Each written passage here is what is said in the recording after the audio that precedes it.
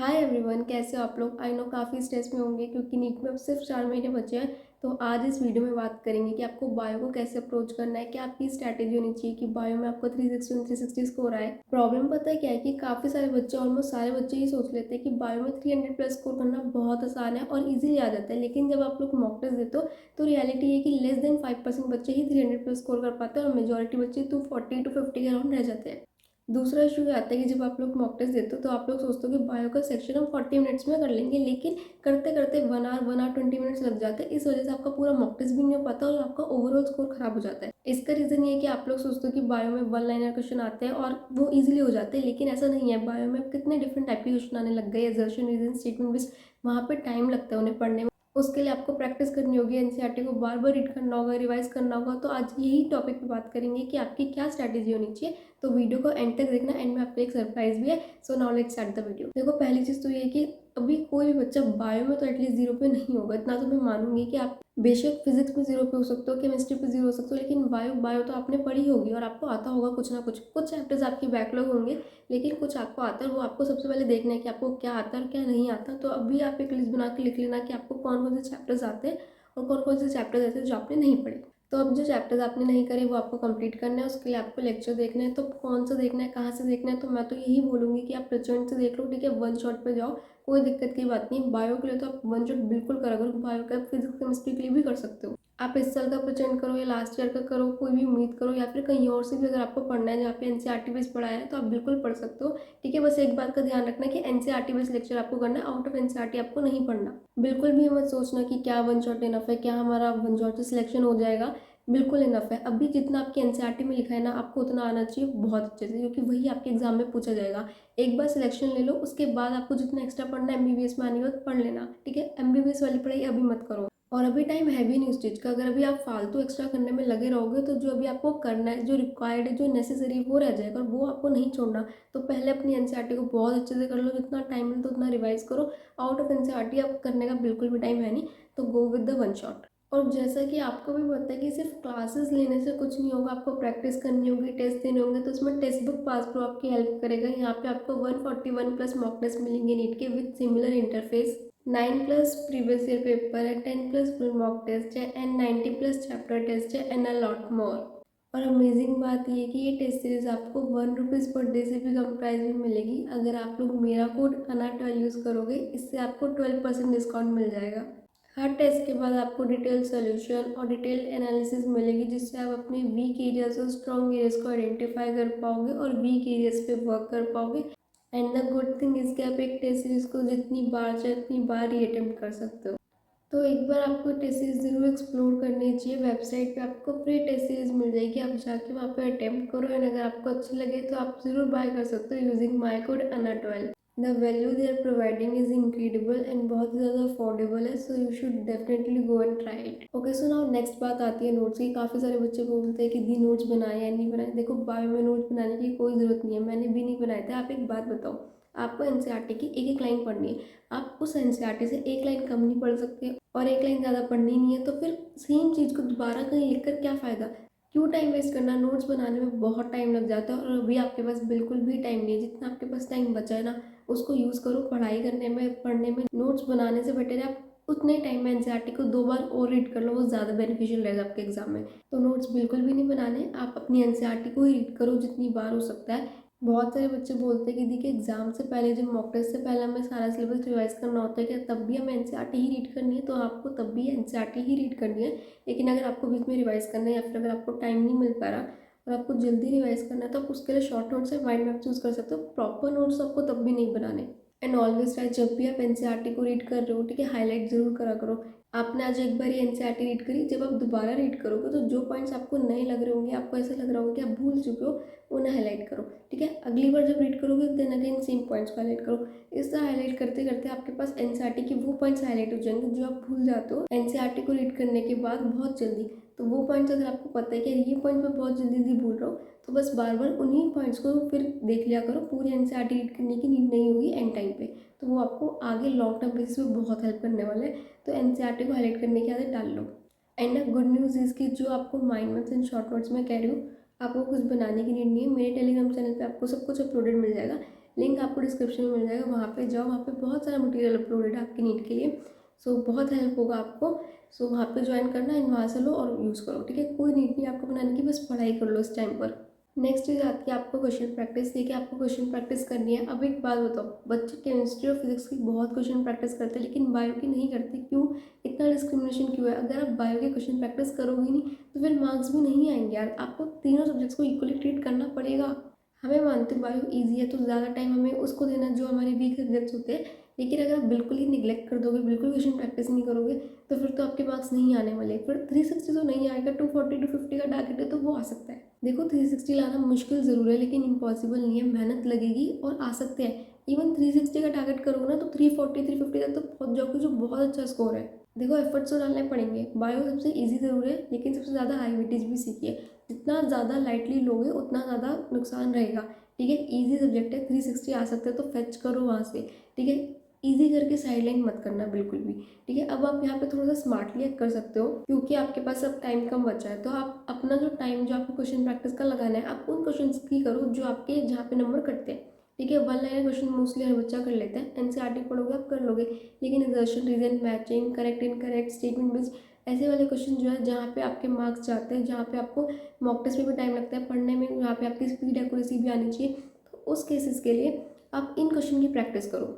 अगर आप 1 घंटा रख रहे हो बायो का एक चैप्टर करने के बाद क्वेश्चन प्रैक्टिस का, तो उस 1 घंटे को उन क्वेश्चंस की प्रैक्टिस करो जो आपकी वीकनेसेस है, जहाँ पे आपके नंबर कटते हैं, जो आप ऑलरेडी कर सकते हो उसको करके क्या फ़ायदा। स्ट्रेंथ को और स्ट्रेंथ मत बनाओ, वीकनेसेस को आपको अपनी स्ट्रेंथ बनाना है, तो आप उन क्वेश्चन की प्रैक्टिस करो। अब वो क्वेश्चन मिलेंगे कहाँ से? पीडब्ल्यू एनसीईआरटी पंच बुक की पीडीएफ मेरे टेलीग्राम चैनल पे अपलोडेड है, वहाँ से वो डाउनलोड करो। उधर हर टाइप के क्वेश्चन है, ठीक है। सारे टॉपिक से एनसीईआरटी बेस्ड और हर टाइप के क्वेश्चन है, तो वहाँ से आपको क्या करना है, बस उसे डाउनलोड करो और जिस भी टाइप के क्वेश्चंस को आपको प्रॉब्लम आती है, जहाँ पे नंबर कटते हैं मॉक टेस्ट में, वहाँ से आप वो वाले क्वेश्चंस कर लो, ठीक है। उस टाइम पे क्वेश्चन प्रैक्टिस भी हो गई और आपके जो क्वेश्चन गलत होते हैं उस टाइप के क्वेश्चन की प्रैक्टिस भी हो गई, तो कम टाइम में आपका ज़्यादा बेनिफिट होगा। तो इस तरह से आप कर सकते हो। देखो बायो में तो आपकी बेसिक सी स्ट्रैटेजी ही है जो आपको फॉलो करनी है। लेक्चर देखो, स्पीड बढ़ा के देखो, जल्दी खत्म करो, ठीक है। बैकलॉग मत रखो ज़्यादा टाइम का। बायो को तो जल्दी करके निपटा दो ताकि एक टेंशन तो आपकी हटेगी, ठीक है। बायो निपटाओ, उसके बाद एनसीईआरटी पढ़ो, जितना टाइम लगता है सिर्फ एनसीईआरटी को ही पढ़ना है आपको, और अपनी क्वेश्चन प्रैक्टिस कर लो, ठीक है। इतना कर लो, उसके बाद तो आपको बस बीच बीच में रिवाइज करना है और मॉक टेस्ट देना है। मॉक टेस्ट के साथ साथ आप अपना प्लानर रखो, ठीक है। मैं कहती हूँ कोई प्लानर मत बनाओ, ठीक है। अपना मॉक टेस्ट को ही टारगेट रखो। आप लोग प्लानर के पीछे भागते हो कि प्लानर चाहिए, प्लानर चाहिए, आज इतना हो जाए, कल इतना हो जाए। एक बात बताओ, अगर आप एक प्लानर मिल भी जाएगा, मैं बना भी दूंगी, और या फिर आप खुद भी बना लोगे, तो उससे क्या होगा, आज आपने एक प्लानर बना लिया, ठीक है। एक दिन अगर आपका फॉलो हो गया, ठीक है, अगले दिन अगर आपका नहीं होगा ना, उस रिग्रेट में आप आगे के 4 दिन और ख़राब कर दोगे और कुछ नहीं होने वाला इससे, ठीक है। ये आपको भी पता है, मैं भी एक नीट एस्पिरेंट रह चुकी हूँ। प्लानर कभी भी पूरा फॉलो नहीं होता, बीच में रहता ही रहता है। तो फिर वो रहने की वजह से क्या, हमारा प्लानर नहीं हुआ, हमारा टारगेट रह गया, ये सब के चक्कर में हम आगे का और टाइम वेस्ट कर देते हैं। मैंने कभी ऐसा प्लानर नहीं बनाया। मैं अपना एक गोल सेट करती थी कि यार मुझे इस संडे एक मॉक टेस्ट देना है जिसमें इतना सिलेबस आएगा और मुझे यहाँ तक इस तारीख तक मुझे इतना सिलेबस करना है। अब वो किसी दिन ज़्यादा हो गया, किसी दिन कम हो गया, मेरा कोई प्लानर नहीं होता था। दिन में बस 13-14 घंटे पढ़ाई करनी होती थी और एक ही चीज़ होती थी कि यार इस तारीख तक मुझे इतना सिलेबस कंप्लीट करना है क्योंकि मुझे मॉक टेस्ट देना है, और बस उसके लिए मेरे से जितना होता था मैं करती थी। कोशिश रहती थी पूरा हो जाए, लेकिन अगर बाई चांस कुछ नहीं भी होता था तो मॉक टेस्ट पहले देती थी उस डेट पे और उसके बाद फिर उसे कंप्लीट करती थी। तो ये मेरा फिक्स था, और आप भी अगर इसी तरह चलोगे ना तो यार सब कुछ सॉर्ट हो जाएगा। प्रॉब्लम ही प्लानर से आ जाती है। प्लानर बनाते हो, एक दिन फॉलो कर भी लोगे, दूसरे दिन कुछ ना कुछ रह जाएगा, रिग्रेट में पूरा ख़राब हो जाएगा। फिर अगले दिन फिर सोचोगे अब क्या बनाए, अब कौन सा प्लानर बनाए, नया प्लानर बना लोगे, उससे कुछ नहीं होने वाला। प्लानर के पीछे मत भागो। मेक अ टारगेट जो आपको अचीव करना है, जिस तारीख तक आपको उतना सिलेबस करना है, एंड जितना टाइम मिल रहा है पूरे दिन में करो, ठीक है। करते रहो बस और मॉक टेस्ट देते रहो। इस तरह से करोगे। अगर मॉक टेस्ट को आप अपना टारगेट रखोगे ना, ठीक है, अगर उसमें 10 चैप्टर आ रहे हैं, 10 के अगर आपने उस तारीख तक 10 नहीं भी किए, आपका फिर से रह गया 8 हो गए, एटलीस्ट उस 10 को करने के चक्कर में आपने 8 कर लिए। और वही अगर आप प्लानर के चक्कर में रहते हैं, आज इतना कर लूँगा, कल उतना कर लूँगा, वो कुछ 10 के आप 4 भी नहीं कर पाते क्योंकि सारा टाइम बस प्लानर बनाने में ही निकल जाता। मैंने भी मेरे ड्रॉप लगा है, ठीक है, और मेरा फर्स्ट टाइम में यही चीज़ हुई है। हर दिन बस यही होता था कि अब आज इतना कर लेंगे, कल इतना, इस तरह से अब तक हो जाएगा। फिर नहीं होता था, फिर नेक्स्ट डे फिर नया, फिर उसके अगले दिन फिर नया, और प्लानर ही चलता रहा। फिर मैंने दूसरे टाइम में मैंने वो चीज़ करी नहीं। मैंने अपना टारगेट रखा कि मैंने इस चक्कर में, प्लानर के चक्कर में, कि मेरा फर्स्ट टाइम में पता है क्या होता था, जो मोस्टली इस वक्त सबका हो रहा होगा और जिन्होंने गलतियाँ करी भी होगी अपने पहले टाइम में, कि हम लोग एक प्लानर बना लेते हैं कि इतना इतना कर लेंगे, उसके बाद ये मॉक टेस्ट दे देंगे एंड में। प्लानर कभी नहीं कंप्लीट होता था, मॉक टेस्ट भी नहीं कभी दिया, इस चक्कर में कुछ भी नहीं हो पाया। तो यही चीज़ मैंने सेकेंड टाइम में सोच ली थी कि अब मेरे को मॉक टेस्ट तो देना है, जो मेरा टारगेट है, और इसके अकॉर्डिंग मैं करूँगी, चाहे मेरा कितना भी कंप्लीट क्यों ना हो, मॉक टेस्ट देना है। और उस टारगेट को करने के चक्कर में हमें हमेशा पूरा तो नहीं होता था, लेकिन मोस्टली मेरी कैपेबिलिटी से ज़्यादा ही होता था। मैं अगर वो मॉक टेस्ट ना रखती ना, तो शायद उतना भी नहीं हो पाता। और ये चीज़ मुझे रियलाइज़ हो चुकी थी फर्स्ट अटेम्प्ट में, एंड तक आते आते, कि यार मैंने मॉक टेस्ट छोड़ छोड़ के ना बहुत बड़ी गलती कर दी, मेरे को नहीं करनी चाहिए थी, क्योंकि कुछ भी नहीं हो पाया था, ना मॉक टेस्ट नहीं दे पाई थी, ना कुछ सिलेबस हो पाया था। लेकिन फिर सेकेंड अटेम्प्ट में उसके थ्रू हो गया था। तो प्लानर के चक्कर में मत रहो, एक मॉक टेस्ट उठाओ, उसके साथ चलो, टेस्ट सीरीज को फॉलो करो, सिलेबस अपने आप कंप्लीट हो जाएगा। थोड़ा बहुत सबका रहता है, लेकिन मेजोरिटी पोर्शन आपका कंप्लीट हो जाएगा। तो टेस्ट सीरीज के थ्रू आप करो, एंड टेस्ट देना बहुत इंपॉर्टेंट है। अगर आप अभी पार्ट टेस्ट छोड़ दो, पार्ट टेस्ट नहीं दे रहे, तो बहुत बड़ी गलती कर रहे हो। आप ये सोच रहे हो कि अगर मैं एक बार सारा सिलेबस कर लूँगा फिर पार्ट टेस्ट दूंगा, नहीं होगा कभी। ठीक है, पार्ट टेस्ट का सिलेबस भी कभी कंप्लीट नहीं लगेगा आपको। इसलिए डेट फिक्स कर लो कि यार मुझे इस दिन देना है, और उस तारीख पे दे दो, चाहे जितना भी आता है। कुछ तो होगा, जितना पढ़ा है उतनी तो प्रैक्टिस होगी, उतना तो सिलेबस आपका पक्का होगा। सो इस लूप में मत फंसना प्लीज़। टेस्ट सीरीज़ को इग्नोर मत करो, टेस्ट सीरीज़ बहुत इंपॉर्टेंट है, दो, और उसके बाद अपनी गलतियाँ एनालाइज करो, और उसके थ्रू करोगे ना, सिलेबस टाइमली कंप्लीट हो जाएगा। और आप लोगों को मैंने कहा था कि वीडियो के एंड में सरप्राइज है, तो वो ये कि आप लोगों को मेरे टेलीग्राम चैनल पे सिर्फ बायो के मॉक टेस्ट भी मिलेंगे। बहुत सारे बच्चों का ये इशू आता है कि वो लोग सारा सिलेबस कंप्लीट नहीं कर पाते, इस वजह से मॉक टेस्ट छोड़ देते हैं। और मॉक टेस्ट छोड़ने का सबसे ज़्यादा लॉस ये होता है कि जब फिर आप फुल मॉक टेस्ट देते हो, तो तब आपका बायो के सेक्शन में टाइम ज़्यादा लग जाता है, क्योंकि आपने इनफ मॉक टेस्ट की प्रैक्टिस नहीं करी। तो आप एक काम कर सकते हो कि आपको वहाँ पे यूनिट वाइज मॉक टेस्ट मिलेंगे, तो आप अपनी एक यूनिट प्रिपेयर करो बायो की और मॉक टेस्ट दे दो। इससे आपके एक तो क्वेश्चन भी प्रैक्टिस हो गए, एक्स्ट्रा प्रैक्टिस होगी। दूसरी चीज़ आपकी क्या होगी कि आपको मॉक टेस्ट उस लिमिटेड टाइम में उतने क्वेश्चन करने की हैबिट हो जाएगी, आपकी स्पीड एक्यूरेसी डेवलप हो जाएगी। तो बहुत हेल्पफुल टेस्ट सीरीज है, फ्री ऑफ कॉस्ट मेरे टेलीग्राम पे अवेलेबल है, जाओ जाके ज्वाइन करो, वहाँ पे वो टेस्ट सीरीज लो, डाउनलोड करो और दो। इसके बाद बात आती है रिवीजन की, जो आपको करनी है बीच बीच में, जो चैप्टर्स आप करते जा रहे हो उसकी आपको रिवीजन करनी है।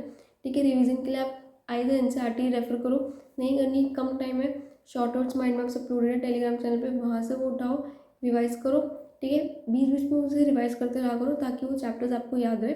और मेरे टेलीग्राम चैनल पे आपको और भी बहुत सारे मटेरियल मिल जाएगा। फिजिक्स केमिस्ट्री के लिए आपको formula sheets, reaction sheets, exception sheets मिल जाएगी। बायो के लिए भी आपको वहाँ पे जितना भी रटने वाला मटेरियल होता है, जो मतलब एनसीईआरटी जो है, मोस्टली अगर आप चैप्टर रीड करोगे फिर एनसीईआरटी रीड करोगे, आपको याद हो जाएगा। लेकिन जो रटने वाली चीज़ें, आपके एग्जाम्पल्स हो गए, आपके साइंटिस्ट के नेम, उनके ईयर, कॉन्ट्रीब्यूशन, ये सब चीज़ें हमें याद नहीं हो पाती। तो वहाँ पे बहुत सारी शीट्स है जहाँ पे सिर्फ यही लिखा हुआ है, तो आप क्या कर सकते हो, उन्हें डाउनलोड कर सकते हो। एनसीईआरटी रीड करने के बाद आपको वो सब चीज़ें याद हो जाएगी, लेकिन जो रटने वाला पार्ट जो हम भूल जाते हैं, आप उसको अलग से उन शीट्स को बीच बीच में रिवाइज कर सकते हो, डेली 10-15 मिनट्स निकाल के, जिससे वो चीज़ आपको याद हो जाएगी। और एक बार वो रटने वाला पार्ट आपको याद हो गया ना, फिर आपकी बायो बहुत स्ट्रॉन्ग हो जाएगी। क्योंकि वो समझने वाला पार्ट तो मोस्टली हर बच्चा कर लेता है, लेकिन वो रटने वाला पार्ट हम भूल जाते हैं, जिसकी वजह से हमारे क्वेश्चंस गलत हो जाते हैं। तो वो पार्ट अगर आपको याद है, तो आप क्वेश्चंस इजीली सॉल्व कर पाओगे। तो वो आपको ऐसे तो याद होंगे नहीं, डेली आपको रिवाइज करना होगा, तो वो शीट्स भी वहाँ पे है। और भी बहुत सारा मटेरियल है, आपको मेडिजी बुक की पीडीएफ मिल जाएगी, अगर आपको रिवाइज करना है तो वो भी एक अच्छी बुक है, जहाँ से आप नोट्स रिवाइज कर सकते हो। पीडब्ल्यू एनसीईआरटी पंच बुक की पीडीएफ है वहाँ पे, जो आप कर सकते हो। तो ये सारा कुछ है, तो वहाँ से आप कर सकते हो। एंड ऑल्सो पीवाईक्यूज को मैं बताना भूल गई, आप बायो के लिए लास्ट 5 ईयर्स की पीवाईक्यूज कर लेना, बिकॉज उससे पहले पैटर्न बहुत चेंज था, तो वो क्वेश्चन आपको ट्रबल करेंगे। आप लास्ट 5 ईयर्स के कर लेना हर चैप्टर के। उसके लिए भी आपको मेरे टेलीग्राम चैनल पे पीवाईक्यू की बुक मिल जाएगी, जो आप डाउनलोड करके पीवाईक्यूज कर सकते हो। सो सब कुछ वहाँ पे अपलोडेड है, जाओ जाके ज्वाइन करो। एंड बिल्कुल भी टेंशन नहीं लेनी कि यार कैसे होगा कैसे होगा, हो जाएगा, करना तो शुरू करो। आई नो सब आपको ऐसा लग रहा होगा कि कुछ भी सही नहीं हो रहा, सब कुछ खराब हो रहा है, प्लानर बना रहे वो नहीं चल रहा, करने की कोशिश कर रहे हैं, भूला हुआ लग रहा है, करंट नहीं मैनेज हो रहा, प्रीवियस याद नहीं आ रहा, सब कुछ टेस्ट नहीं दे पा रहे, सब कुछ हो जाएगा, लेकिन रुकना नहीं है। अगर अभी भी स्टार्ट करने की सोच रहे हो ना, तो हो जाएगा, बिल्कुल हो जाएगा क्लियर, लेकिन आपको रुकना नहीं है, मेहनत लगेगी। ऐसा नहीं है कि बहुत आराम से हो जाएगा, बहुत मेहनत लगेगी इसके पीछे। पर बस इतना सोच लेना कि सिर्फ 4 महीने की मेहनत है, उसके बाद लाइफ बदल जाएगी। अगर अगला साल मेडिकल कॉलेज में जाना चाहते हो और अपनी लाइफ चेंज करना चाहते हो तो बस 4 महीने मेहनत कर लो, बस 4 महीने। ये सब सोच के मत डरो कि यार बस 4 महीने बचे हैं, कैसे होगा, होगा भी या नहीं होगा, ये सब चीज़ें मत सोचो। जब भी अगर ऐसे ख्याल आए ना दिमाग में तो बस एक ही चीज़ सोचो कि यार बस 4 महीने ही बचे हैं जिसमें मुझे मेहनत करनी है, फिर मैं अपनी ज़िंदगी बदल दूंगा। 4 महीने बचे ना नीट के एग्ज़ाम को, तो इतना भरोसा रखो ना खुद पर कि कर लोगे। और ये बोलो ना कि यार मेरा हो जाएगा, 4 महीने ही बचे हैं जिसके बाद मेरी ज़िंदगी में खुशी आ जाएगी और सब कुछ चेंज हो जाएगा। तो बस अपने ऊपर भरोसा रखो, अपनी मेहनत पे भरोसा रखो। दिन रात अगर आप एक कर रहे हो, मेहनत कर रहे हो, पढ़ रहे हो, तो क्यों नहीं होगा आपका, आपका बिल्कुल होगा। और वही चीज़ आपको बतानी कि यार मेरा नहीं होगा तो फिर किसका होगा। टाइम से मत डरो बिल्कुल भी। हर दिन सुबह उठ के खुद से एक ही बात बोला करो, मैं अपने सपने के एक दिन और करीब आ गया हूँ और मेरा सपना बहुत जल्द पूरा होगा। So that's all for the video. अगर आप लोगों को वीडियो पसंद आए तो प्लीज़ ज़रूर लाइक करना, एंड चैनल पर नए तो सब्सक्राइब जरूर करना। सब्सक्राइब करे बगैर मत जाना और अपने दोस्तों के साथ भी ज़रूर शेयर करना। और कोई भी डाउट हो तो मुझे कमेंट सेक्शन में ज़रूर बता सकते हो वीडियो के रिगार्डिंग, वीडियो कैसी लगी हो, नेक्स्ट वीडियो आपको किस टॉपिक पर चाहिए। एंड टेलीग्राम चैनल ज्वाइन करना मत भूलना, वो बहुत हेल्पफुल होने वाला है आप लोगों के लिए। एक चैनल है जो आपकी निजी जिंदगी में बहुत हेल्पफुल रहेगा, तो प्लीज़ ज़रूर ज्वाइन करना उसे। सब्सक्राइब जरूर कर देना, आप लोगों के सब्सक्राइब से मुझे बहुत मोटिवेशन मिलता है आप लोगों के लिए वीडियो बनाने के लिए। So thank you so much guys for watching my video. All the best guys for your NEET preparation.